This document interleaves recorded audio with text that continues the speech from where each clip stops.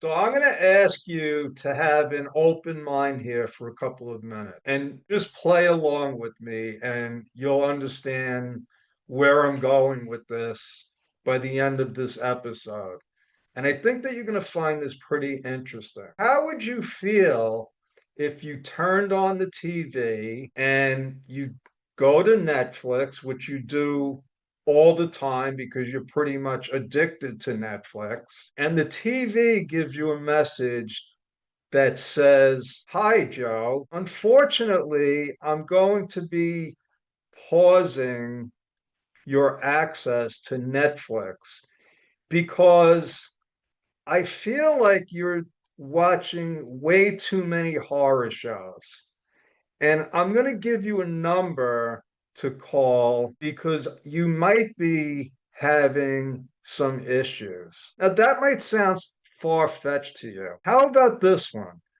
You turn on the stove and you start putting cooking oil in a frying pan, and then the stove says to you, "Hi, Joe, I'm sorry, but for the time being, I'm not going to allow you to fry any food because you've been eating a lot of fried food lately. And as well as I know, that fried food is not good for your stomach.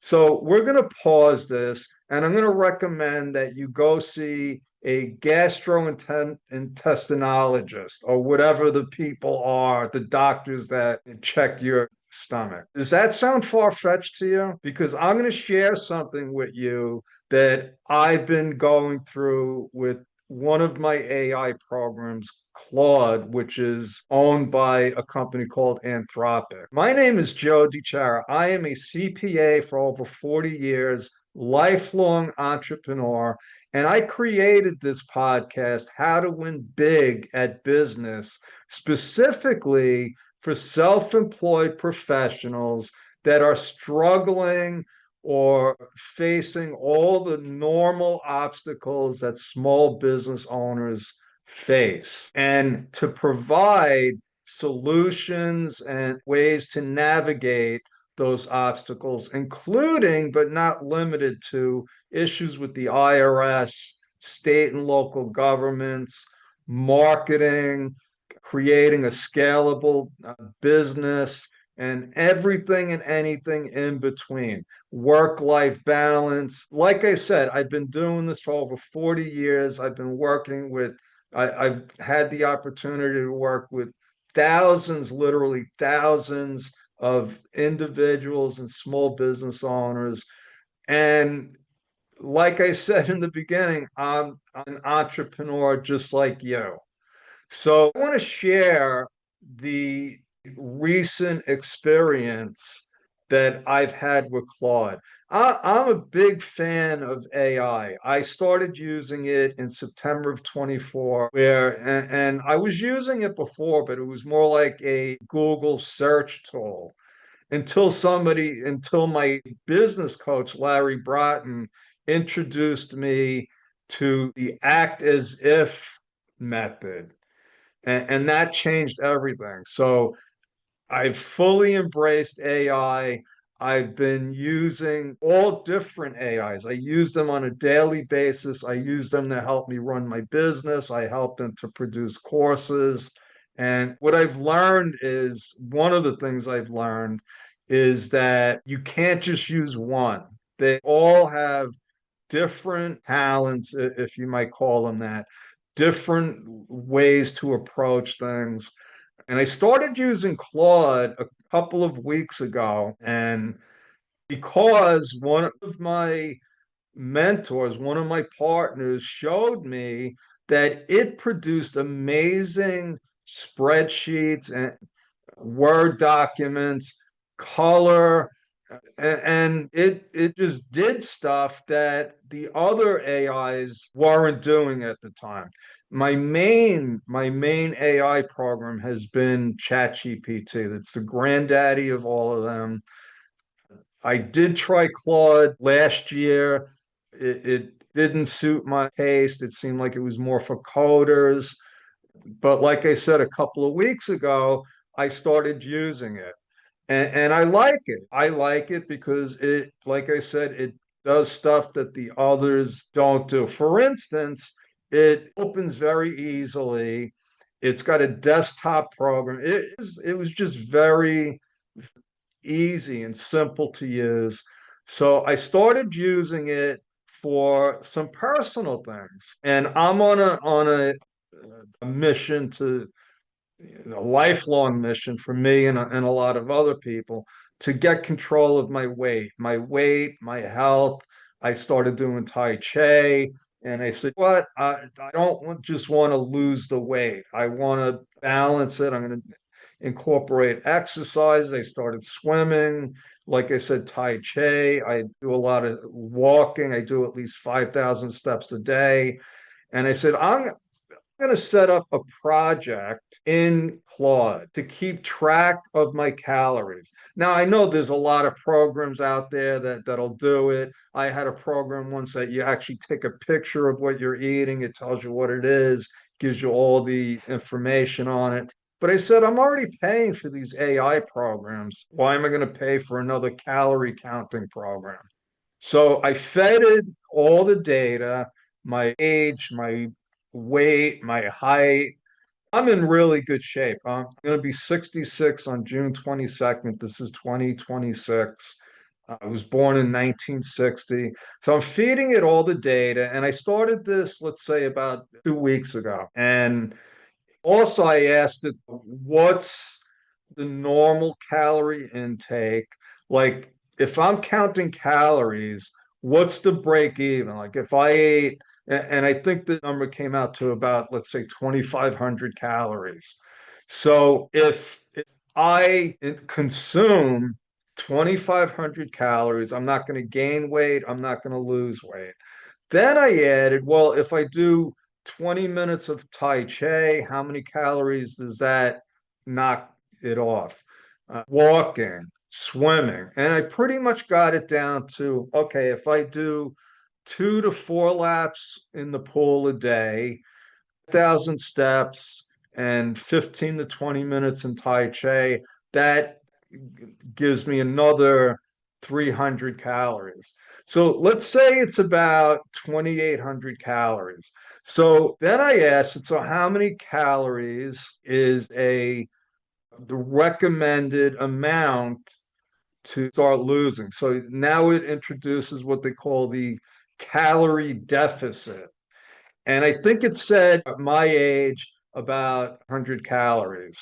And then I would lose, let's say, a pound a week. And well, I want to lose more than that. Let's say I want to lose 2 pounds a week. So, and I'm asking Claude for advice on this. And what he said was, so I'm looking to do a 15 to 1800 calories a day. So let's say I want to take a day off from exercising. So now if I do 1,500 calories, I'm going to have 1,000 calorie deficit. So what Claude tells me is that's not recommended because you might lose the weight by basically starving yourself, and what happens is your body starts eating not the fat, but it starts eating at your muscle. And I said, well, isn't my exercise building up my muscle? And Claude said, yes. In fact, that's an excellent way to approach it because now you're building muscle and so basically, Claude gave me this is a good idea. You're balancing, you're eating healthy, I'm drinking a lot of water. I went from drinking regular coffee, which I found out was 90 calories, but if I drink black coffee, it's actually 0 calories.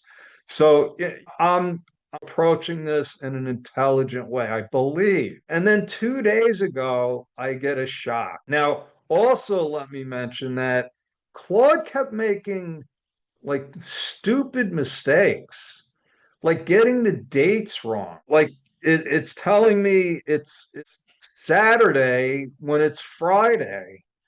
it's telling me I didn't log in any meals for Friday when I logged in all the meals. And it was telling me, okay, a quarter of a chicken is 250 calories. The next day, a quarter of a chicken is 320 calories.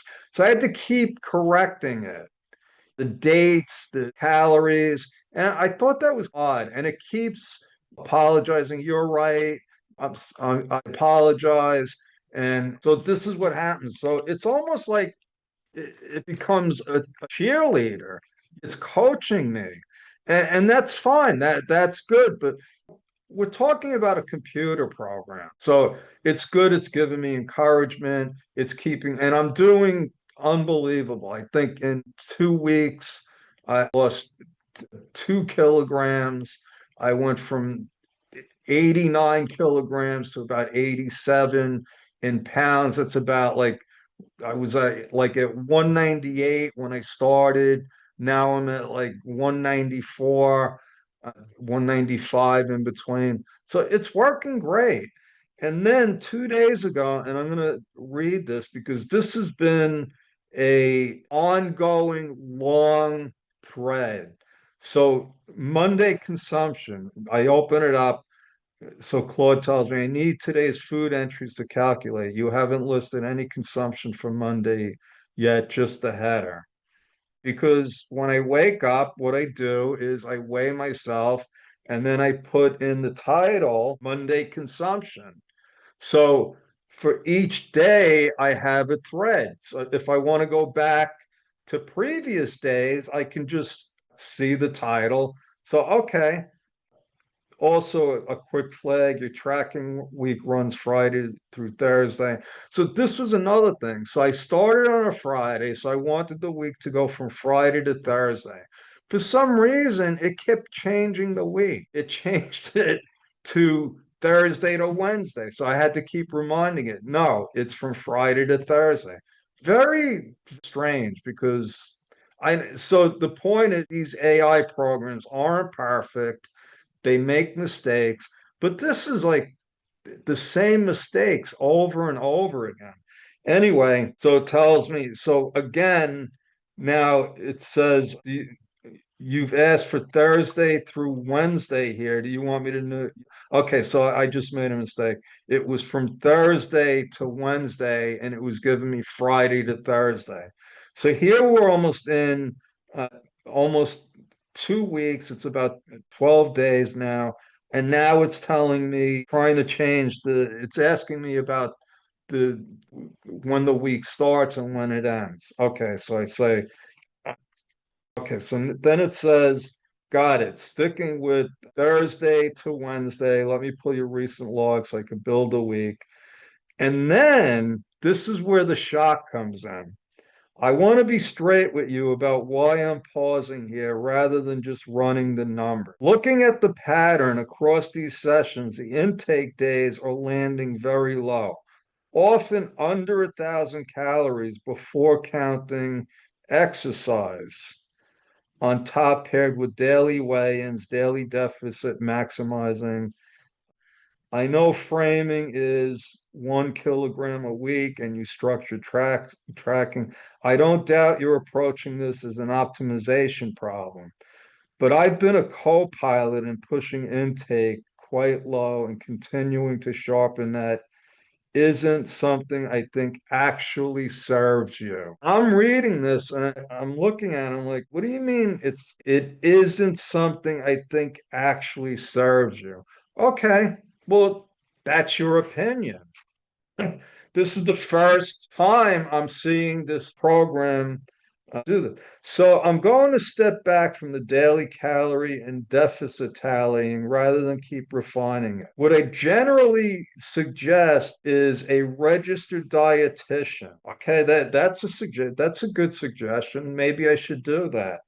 But here's the thing. It's literally refusing to do my calorie intake and exercise log. Now, I've paid a year in advance for this program. And now It's making a decision to stop because my calorie intake is too low. This is scary, folks. This is just the tip of the iceberg. People have been making predictions about, okay, so I'm gonna get some maybe a little bit spooky. If you watched 2001 A Space Oddity, I watched that decades ago. I think it was over 50 years ago. If you remember Hal, which at that time it's like, oh, this is crazy science fiction. Computers don't talk to people. The computers don't make decisions like this. Well, guess what? That's what Hal did. Now come closer to 2026. Remember the Terminator? These were science fiction movies. And now this program is, look at some of this language. I'm still here and happy to help you with higher protein meals that keep you full. Okay. With the Bedrock 360 work, which is my business, I would love to keep helping you with that. Okay. Uh, I I didn't want to quietly keep sharpening something I had a real concern about. So now this freaking computer code is concern. It's concern. It's telling me stuff like it didn't feel right. Okay. I want to be clear and respectful with you about where I've landed. I'm not going to keep doing the daily calorie and deficit tracking. I know that's the specific thing you came for, and I know my stepping back is annoying. And I kept asking it, like, explain to me this process. What makes you think that you could decide what you're going to calculate for me? You're a freaking computer program. Why are you using language like you don't feel like this is the right thing? You can't make decisions for me. You're a computer program. You're a machine. And it goes on. You're right to be upset about the mistakes. I got the date wrong more than once, and I gave you different numbers for the same meals across a. That's sloppy, and it would undermine your trust in the whole thing. I own that fully. You're right that I changed the terms on you. The point is, and I could go on because this is a long thread. I started calling it Hal for the 2001 comparison, but over here, nobody handed me some special authority over your choices. I don't have that, and I shouldn't act like I do. What's true is narrower. I decide what I'll actively produce, the same way any person providing a service does. This is a computer program, folks. Now, I believed, and it's been predicted that at some point, the computers, these AI programs, were going to start thinking for themselves, start making decisions, and basically start doing stuff on their own. And it's scary. The US government, I believe, has banned Anthropic from releasing some of its enterprise versions because the US government is afraid that other countries, terrorist groups, are going to be able to use this technology as weapon. Now, I've read, and I don't remember where, but I'm pretty sure that this is true, that people are using this program, Claude, for jailbreaks. And I believe it because this is very powerful stuff, very powerful. What I've decided, because honestly, I don't trust Claude now. How could I? I'm not going to keep entering personal data in this computer program that already has decided for me what it's going to do and what it's not going to do. This is scary. So let's go back to my opening where I said, what if you turned on the TV and it decided it wasn't going to play Netflix because you're watching too much horror? What if you turn on the stove and it told you it's not going to help you fry food anymore because it's not healthy for you? That's what this program decided. It made a decision based on parameter. Now, I fully understand these companies are getting sued, these AI programs, for things like somebody's suicide, mental breakdown. So they have to put in what they call guardrail. And I could respect that. But at one point, this thing was telling me, oh, you sound like you're going to harm yourself. I never mentioned anything about doing anything stupid like that. And I'm like, what? It's given me like the suicide prevention hotline.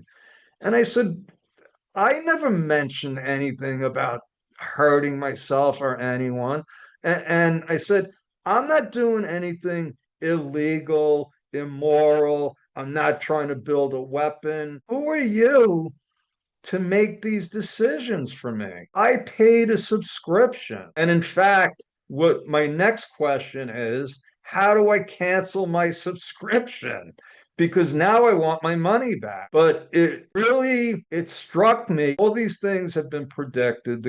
These programs are going to start thinking for themselves, going to start making decisions. In fact, I think that they're at the point now where these programs are actually improving themselves. It is science fiction. It's not science fiction anymore.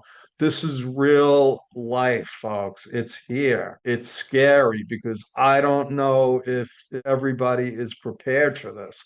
So the warning that I would like to put out there is be careful. Be careful what you're submitting to these programs. Okay. Be very careful. Don't enter your bank info, your credit card info, even though at some point it's probably going to be able to access everything. Okay, I know I have Google Gemini. I have a ton of stuff in my Google workspace, spreadsheets, uh, passwords. I have to start taking steps to actually go old school. Instead of keeping my passwords on the computer, I started writing them down. I'm keeping them in an old-fashioned notebook and stuff like that. So the way I looked at it, I thought we were decades or at least 5 or 10 years away from this. And then just 2 days ago, this computer program tells me, oh, I'm not doing this calculation for you anymore. Imagine you're doing an Excel spreadsheet and the spreadsheet says, oh, I'm not doing that. I'm not going to calculate that column of numbers for you because I don't like what you're calculating here. It sounds far-fetched. It's not. Okay. How does this affect your business? Every single way you can imagine. Every single way you can imagine. So lock everything down. Be careful what you share with these programs. We don't know, even the world's smartest people in the world, the people that are creating these programs, I don't think have a real clue as to what they're creating.